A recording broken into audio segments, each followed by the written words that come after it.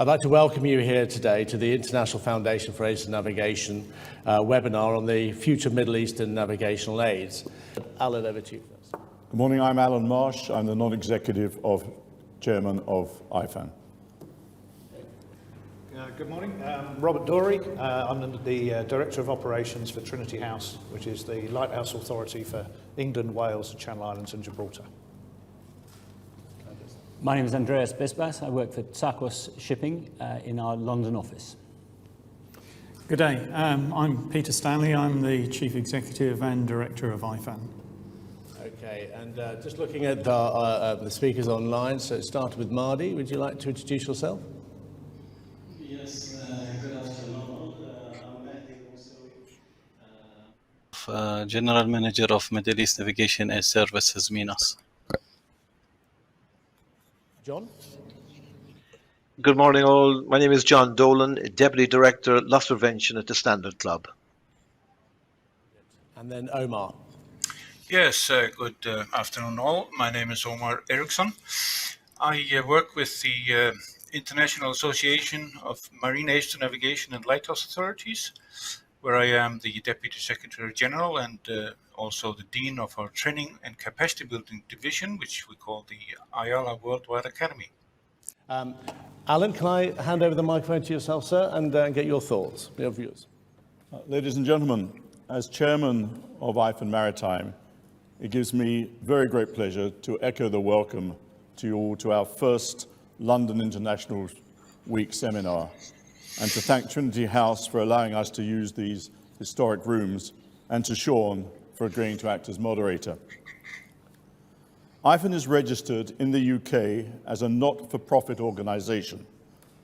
Minas is not similarly registered, but the fact that overall we are a not-for-profit organisation avoids the need to make and distribute profits and allows us to ensure that any income over our operating costs of providing our services is donated to international organisation and projects promoting safe navigation. Organisations such as Ayala, the South Pacific Community Project, and to the overall marine and maritime industry's benefit. As we all know, the Middle East is a very complex area from both a political and navigational sense. We have an opportunity today to have what I hope is an open discussion about the current and future navigational aids in the Gulf, and what we see from IFAN's perspective, and to hopefully hear the view of others, both from this room and from online, on this topic. And I hope many of you will contribute fully in this debate. We are keenly aware that the voice of the user, and by this I mean the seafarer in particular, is paramount in this regard, and hopefully that will come through in this discussion. Whatever the opinions, we are currently holding the responsibility for the 54 aids to navigation assets, including 4 DGBS sites and the provision of NavText messages and the marine safety information, and this provision is and can only be supported by the payment of nav dues by ship owners who use the services. There is no government support other than the kind provision of the Minas operating base in Manama by the government and the Kingdom of Bahrain.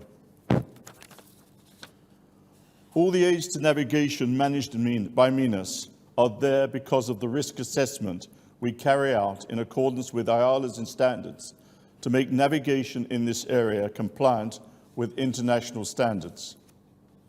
We are holding this responsibility because of a continuing legacy from the UK and India's interest in the safe navigation of the Gulf waters, and because there is no agreement with any government on taking this responsibility over. If IFAN, Minas, were to conclude that the maintenance of the provision of these NavAids was not viable from the NavAids income, then we believe that the safe navigation of the Gulf would be severely compromised, and that possible situation must be a great concern to seafarers, ship owners, and their insurers. Fortunately, this scenario will not happen, provided ship owners continue to see the need to maintain their commitment and to ensure the safety of their crews and cargoes and settle the meanest nav dues when presented. We hope all ship owners would want to share this burden equally and not to potentially compromise safety. And just a reminder that a meanest nav due port call for the largest container vessel and similarly for a VLCC is just US dollars 660, a levy unchanged since 2006. Before I joined the board of IFAN, I will admit to never having heard of MENAS or even really thought about navigational aids. But then I was a shipbroker sitting in a comfortable office in London having good lunches and dinners. After I joined IFAN, I would still often meet ship owners who had been close clients, and I would ask them the same question. And it was rather disappointing and very disturbing that many of them had never heard of MENAS or its role in the Gulf. I hope a discussion such as this today will ensure that all executives of ship owning and those who invest in them, whether they be private or publicly quoted companies, are now or will become fully aware of the services provided. And with that, I will be pleased to hand over to Peter Stanley, IFAN's CEO. Thank you, Alan. I'd like to add my welcome to those of you joining us today. I'd just like to take the opportunity to set a bit of context for the discussion, but just a very quick bit of history and how did we get to where we are today. As Alan said, in 1911, the Persian Gulf Lights were established by the UK and Indian governments, but they only started charging nav dues since 1923. In 1949, the Persian Gulf Lighting Service was established by the UK government as it withdrew to the west. The Persian Gulf Lighting Service changed its name to MENAS in 1951, just reflecting local sensitivities. And in 2011, IFAN was established as more of the activities that MENAS were performing had an international dimension to them. So MENAS is now a branch of IFAN where it remains the registered not-for-profit entity based in London. MENAS, as Alan said, is based in Bahrain. It operates 54 aids to navigation, both in international and national waters, from Iraq to the United Arab Emirates, including the Straits of Hormuz. MENAS provides Navtex transmissions as a sub-coordinator for Area 9 and is the marine safety information provider for the Central Gulf area. And MENAS provides these services to the highest required international standards. MENAS also supports industry in researching the use of satellites, AIS for ATONs, and they investigate new mooring technologies. MENAS is now an accredited training organisation and will deliver Level 2 technician courses with an aspiration to deliver Level 1 manager courses and VTS courses in the future. MENAS is an associate member of IALA and is an active participant in their global technical network. So now turning to costs and sustainability, for me this is key of this discussion. How do we make this sustainable? The operational costs for MENAS are between $3 and $4 million a year, depending on the extent of overall overhaul activity. But this ignores any sort of capital costs. The income to balance these costs comes from nav dues. We raise nav due bills through our network of agents or work with owners to bill directly. And from the 200 to 500 movements that we see a week, many are outside the tariff criteria from our nav due systems.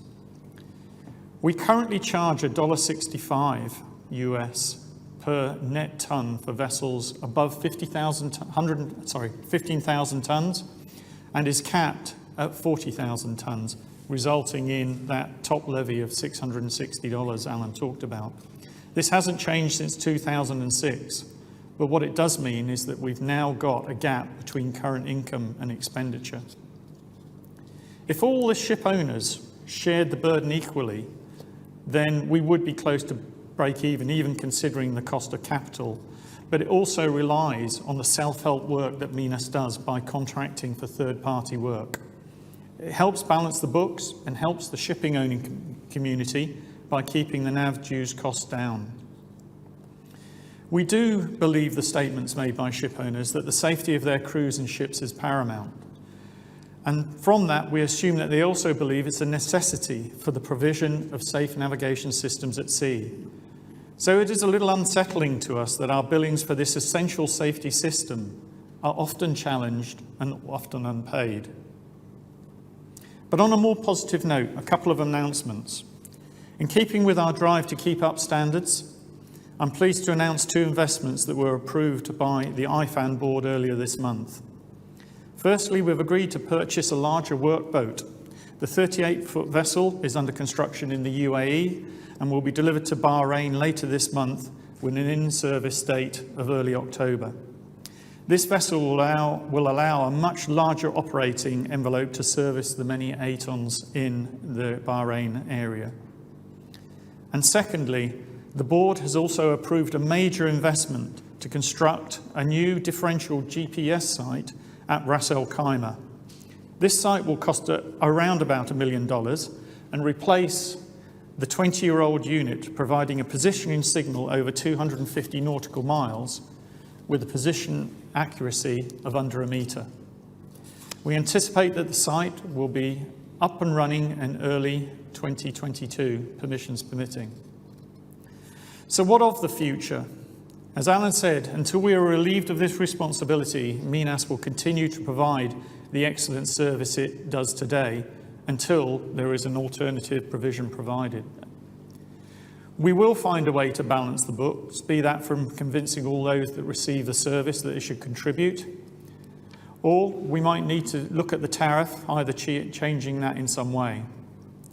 But who ultimately takes on the ATON provision in the future is still to be seen. We would welcome dialogue with all interested parties in this regard.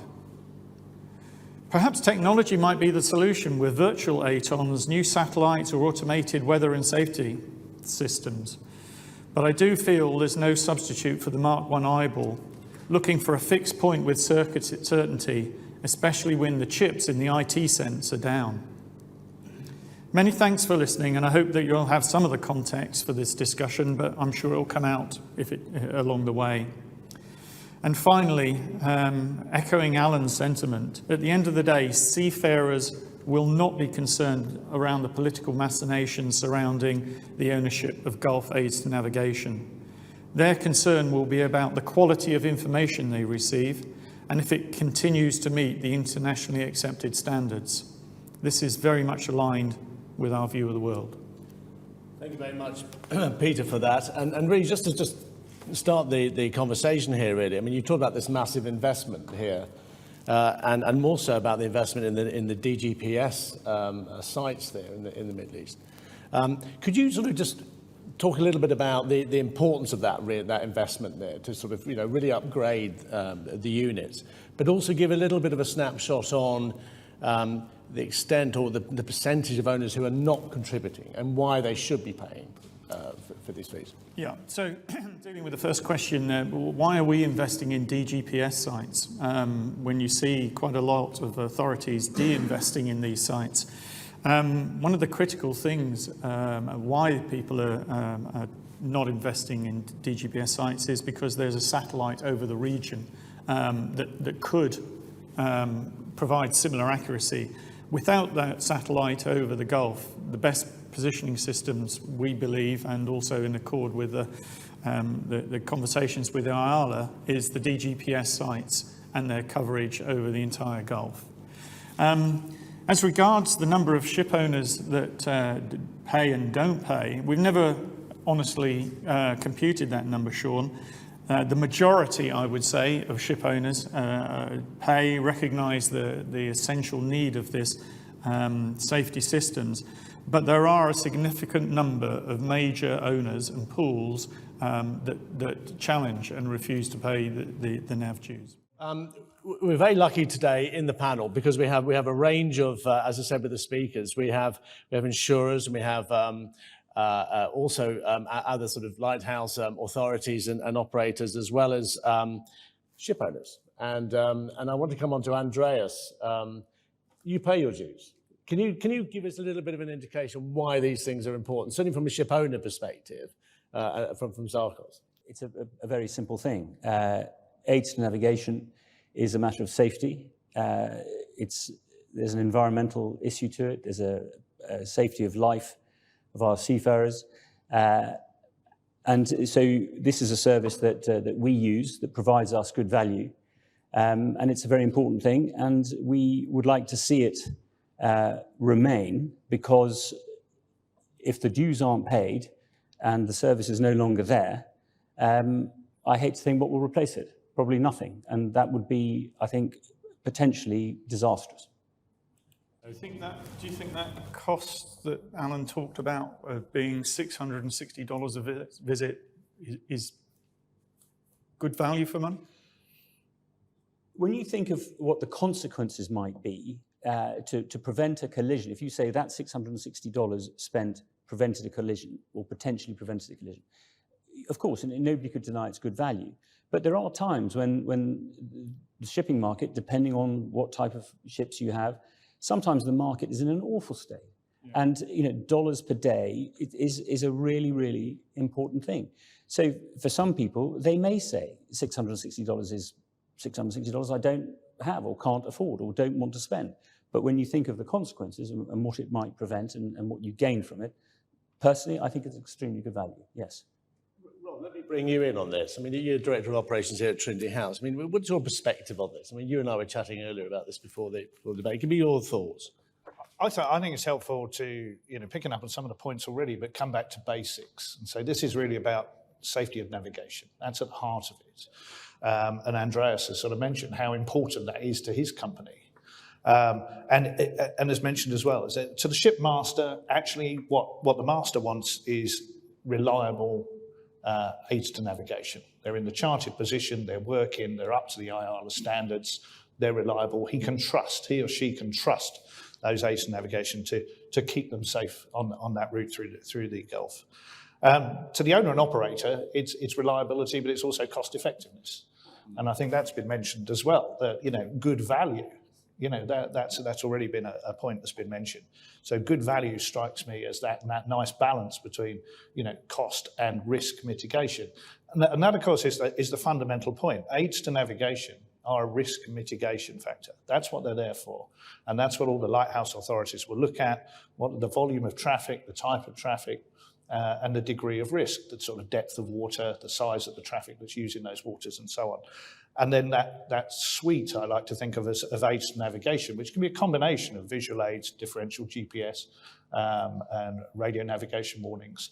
That's all part of that package that reduces risk. And that's of interest to everyone, as we've mentioned. That's interest to the master, it's interest to the ship owner and operator. But I think the other point is that it's when you say, what are those ships there for? It's about trade. They're there for trade. Trade makes profit for owners and operators. Otherwise, they wouldn't be doing it. But importantly, I think trade is there for the benefit of the coastal states. So trade and shipping is a key enabler to the sort of prosperity of a nation. And to the economies of the coastal states. So they do have a key role and a key interest in this too. But it begs belief really in the sense that can you put a cost on safety, and a cost on lives? Who was it? Stilis Hadjiano, I think, who said that, when you look at the cost elements of putting in training and putting in safety issues, you want to try having an accident, So, and I think it comes down to that, doesn't it? That, safety, we talk about safety, we talk about the importance of the crew, and also through the times of pandemic that we've been having. But that has to be paramount, doesn't it? It's got to be, and Andreas drew out that sort of point of consequence. The consequence of getting this wrong are really severe. From a Trinity House perspective, we look at some of the pinch points of shipping in the Dover Strait and so on, but it is very similar in the Gulf region too, where we to try and use a language that sort of non-seafarers would understand, we sometimes talk about the motorway pile-up. Yeah. A serious incident in the wrong place can cause a backlog of shipping. much further down the line, which ultimately knocks onto, what's on the shelf, and fuel in our petrol stations and so on. So the consequences, I think, the evergreen in the Suez Canal.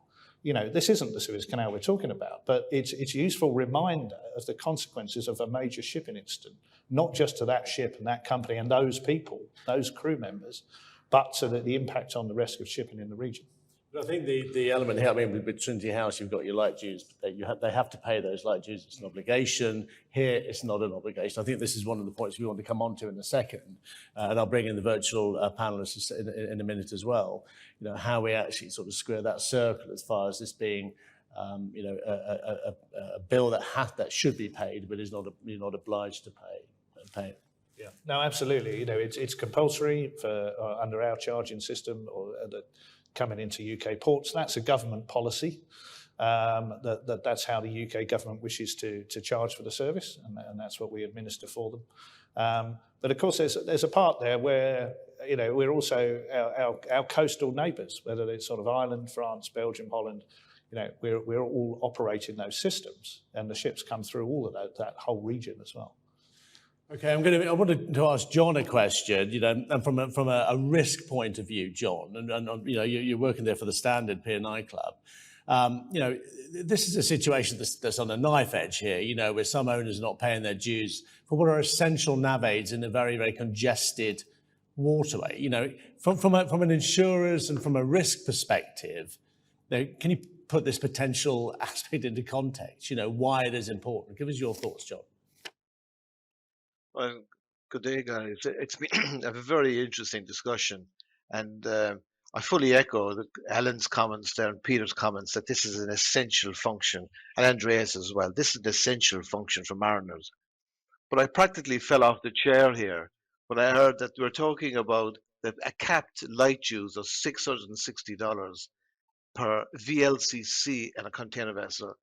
I mean, in a previous life, I was a ship manager, and administering port disbursements was one of the first jobs that you do when you join ship operations. $600 would be a footnote on a port disbursement account. And yet it has a crucial contribution here to the provision of what is probably the most essential navigational aid to mariners in and around coastal waters and pilotage areas. So now as an insurer, I would only echo the concern that there is, if there's any dilution or any reduction in Minas' activities, providing such an essential service. It is a big concern to marine insurers. And I can only speak, I chair the pilotage committee of the international group. While the number of groundings, collisions, elisions is falling, the costs associated with those that are still occurring are increasing. So it is a major concern. This whole issue of safe navigation is a major concern for marine insurers. And that is really why we have a particular interest in this important discussion today. So what can the insurance sector do here? Because, I mean, when you talk to P&I clubs, it's always about risk assessment. It's always about, preventative measures here.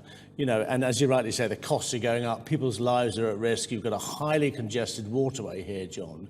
Sure. And then we've got a backdrop of industry wanting to talk with amongst itself and really, really look to drive this industry forward. As we start to look towards smart technology, digitalization, we've got this big investment down there, as Peter's been saying. What can insurers do? How can we actually move from talking about it to actually maybe getting some action here? Well, clearly forums and discussions like this are very, very helpful to raise awareness of the issue. The members, we are constantly encouraging members to raise operational standards and best practices. That often is focused on the crew and their behaviors and their skills and experience on board. Extending that to nudging ship owners to do the right thing and pay up their dues when necessary is a laudable and noble mission, and clearly we would join in expressing concern if there are some owners out there who feel that for whatever reason they don't have the obligation to pay. That is simply wrong.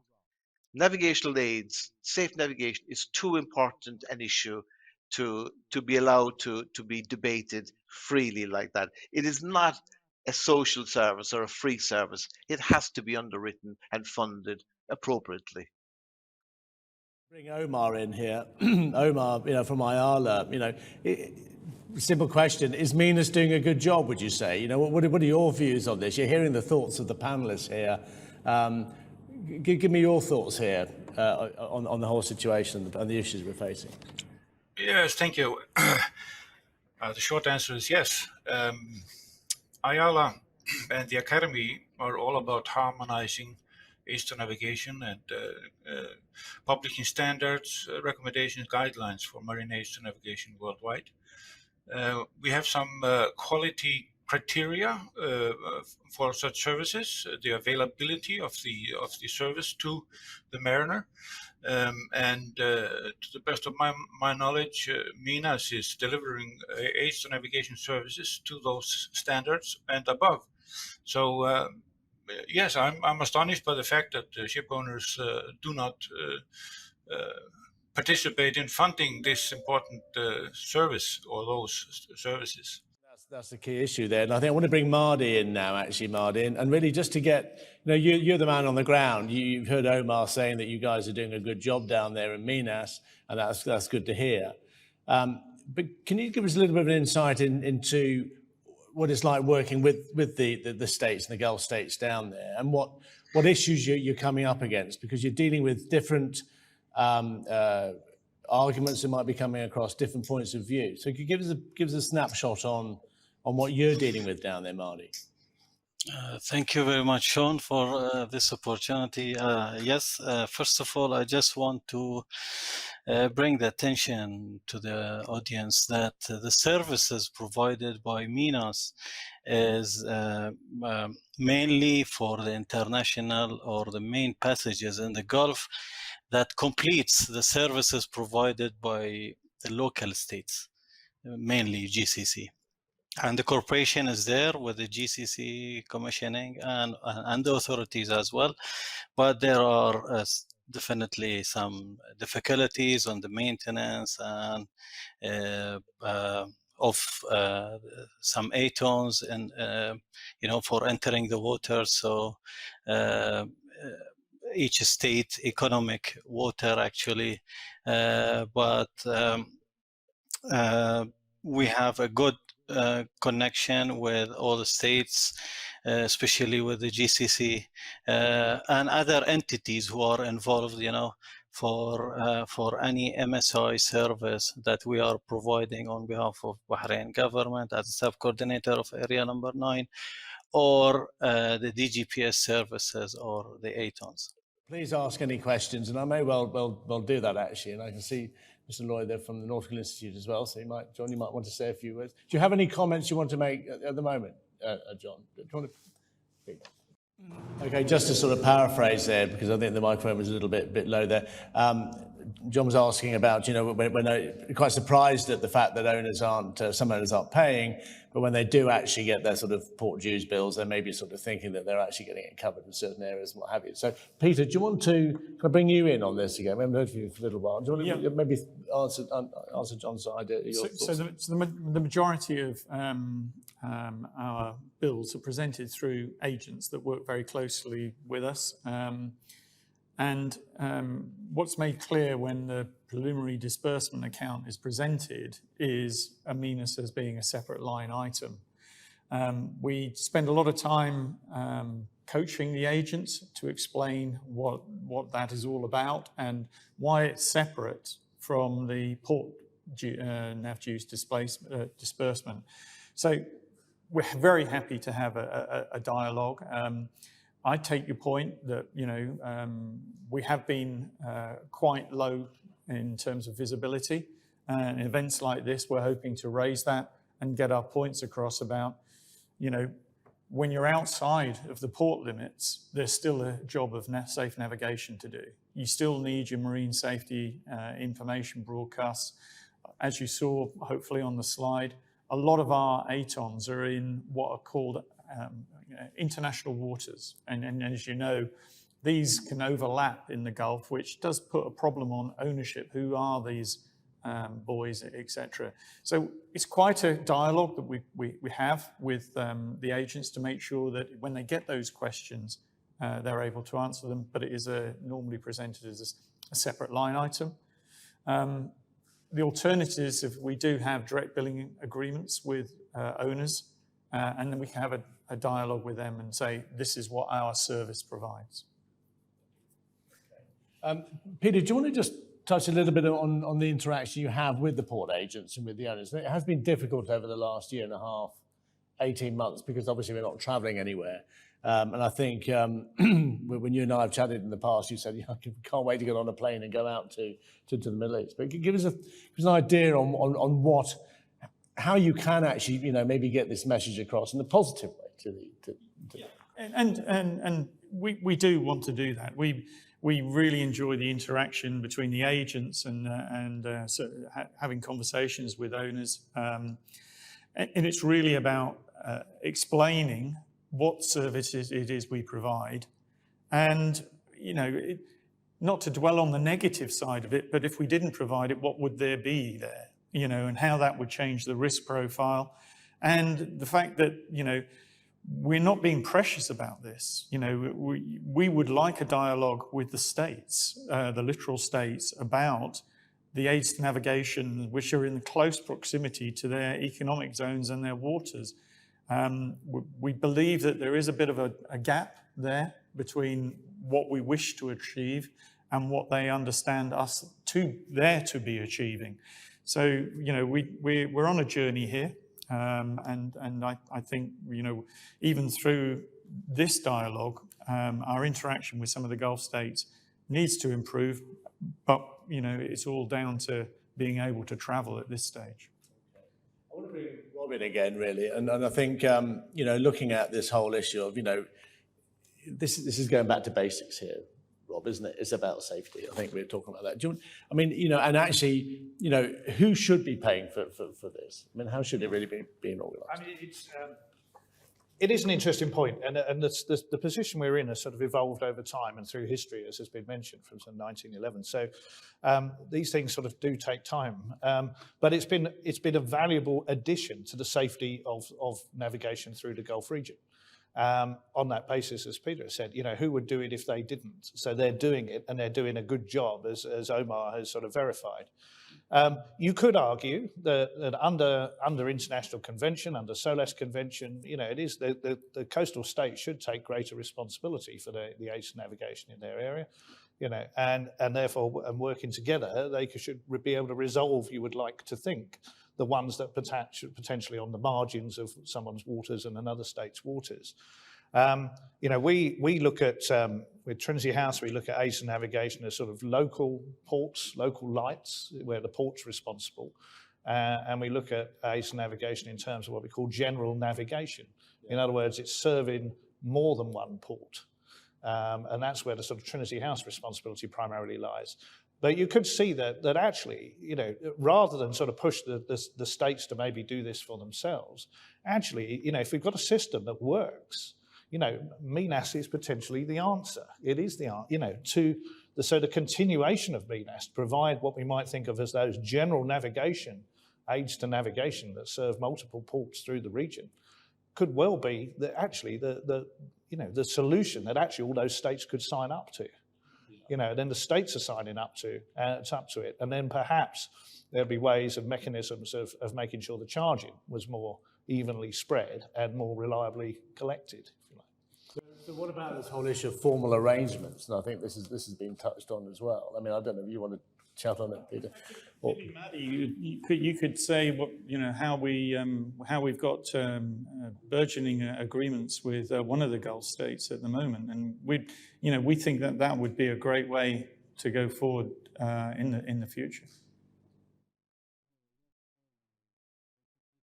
We have an agreement based on the agreement between us and Bahrain government for the NAVTEX for issuing navigation warnings and the weather forecast in the Gulf, that we have signed an agreement with Kuwait based on the agreement with the Kingdom of Bahrain. And also we could have same sort of agreement with other states separately or altogether, a statement or an agreement that is binding Minas and not them to provide the best service and the service required in the region for the ATON and the DGPS services. So I think this is one of the possible solutions. And I had just another point that I missed to mention, that during the 2 years during the pandemic, due to the latest technology that we are using and on the ATONs and other services, the services didn't been affected, and all mariners got the service as it was, and it was not changed at all. Right. I mean, this is the interesting thing, that, shipping carries on, it is resilient. And I think that was something that was said earlier this morning at the IMO, and that has to continue there. But I think really this whole issue of safety of crew and navigation, a point was raised about the role of the third-party manager as well, where they're actually that little gap between the owner and the crew on board. So therefore, the owner sort of loses a little bit of a contact there as far as the safety is concerned. Maybe that's something I can bring Andreas in there. Owners are traditionally, they know their crew, they understand them, they have worked with them for many years, they've got that retention. Is that still there? Are they still taking on that sort of ownership of their crew? Certainly in our company, yes, we are. But I don't actually think that, because if there is a third-party management, I don't think that is an excuse for there being a disconnect with the crew. I think the importance of the crew, their well-being and their safety, whether a ship is managed by a third-party organisation or managed by the owners themselves, I don't think there should be any difference at all. The kind of the port agents and the local navigation aids, as described by Rob, is really their remit. They can clearly talk about the importance of having good navigation systems, but they are really looking after their own corner. One point of or area of resolution on this is actually dealing and talking to the owner associations as well. The IMO, for instance, is all about safety. This is what the IMO is all about. They sit there, there are NGOs at the IMO. What do they say? Just come back to the industry associations that you mentioned. We have had conversations with Tatanko, ITOF and OCIMF, and every time we have a conversation around what it is that we provide, there's a tremendous amount of support for what we do. But ultimately, it comes back to sitting in front of a non-payer and trying to understand their argument other than cost and competitiveness. And you have to balance that against a safety critical system. And I do find it troubling that we can't balance that at the moment. I do find it quite shocking, actually, what Alan said about the lack of response. In terms of the cost, one of the costs that we have as ship owners, one of the big costs we have is insurance. And in some ways, this is a type of insurance. You are taking a precaution. You are paying for a service that will quite possibly prevent a collision, an oil spill, or a loss of life. And so just thinking of this $660 on top of your annual insurance costs for however many calls you do, we did 73 last year in the past 12 months, it's nothing. It's inconsequential in the whole scheme of things if you look at it as a whole, as just an add-on to your insurance policies. So to us, it's a no-brainer. I'm Martin Coles from the Marine Society and Sea Cadets. So I have no expertise in the area here, but listening to the conversation, I was struck by your comment and by Andreas's comment. Of course, people don't wish to pay for something they can sometimes get away with when things are low margin business and it's difficult, unless they are do the right and proper thing. And the way round it is often legislation or it's conditionality around something. It just struck me, Andreas, in terms of what you were saying. Why is it that it's not a condition of insurance that you've paid your fee, paid your dues. If I take a completely separate example, if I have insurance on a vehicle in the UK and I have not had an MOT, my car might be safe, but I don't have the certificate, my insurance company will not pay out. I fully recognise that one insurer will say, well, we're competing with others and therefore we don't want to have something that's going to make all the insurance go somewhere else. But there must be networks on the insurance, and it could be agreed. It just seems such an obvious thing to do. As I say, I'm completely outside the expertise. I may be completely off. I don't know. Yeah, please. I take your point. I spent, before I came to work at Tsakos, where one of my main duties is responsibility for the insurance of the fleet, I was a broker at Lloyd's for 23 years, and I had never heard of IFAN or Minas in all that time. I think that in many ways it's unfortunate that we don't have a greater representation from the insurance sector here today, because I think that many hull underwriters would be extremely interested in the point that you have made. And when we go through the process of renewing our insurances, we are asked all sorts of questions about how we run our ships and how we operate. I certainly would not object to underwriters asking us this question. They may not make it a condition of insurance. That, I think, would be draconian. But I think that they could be guided in how they approach the renewal conditions they give us by the types of companies that do pay the dues and the types of companies that don't pay the dues. That might indicate something to them. I think it's a really good point. It is a conversation item for sure in a wider discussion of risk management. I fully agree with that. As to whether, like Andrea said, whether it would be actually made as a condition of cover is probably a step too far. But on a more practical level, you know, if we're talking about tanker companies and tanker operators here, of course, the BURS acronym these days is ESG, environmental, social, and governance, and being a good citizen. If there are companies who are on the defaulters list who have very grand statements about how well they're managing their vessels and treating their crews, but are still not paying their bills, then frankly, something is not right there. So that might be maybe one other area a way to challenge these people. And as regards to the future, at some point we've just got to go and knock on those doors. I think that's, you know, I think some of this may have come from historical prejudice. You know, we need to challenge that and kind of say, let's just reform what is your view of Minas. And then we kind of need to take it from there, I think. I think that's what it comes down to. As I said in my opening remarks, we're not going to let the lights go out. And then we just need to try and think about building a sustainable future for Minas.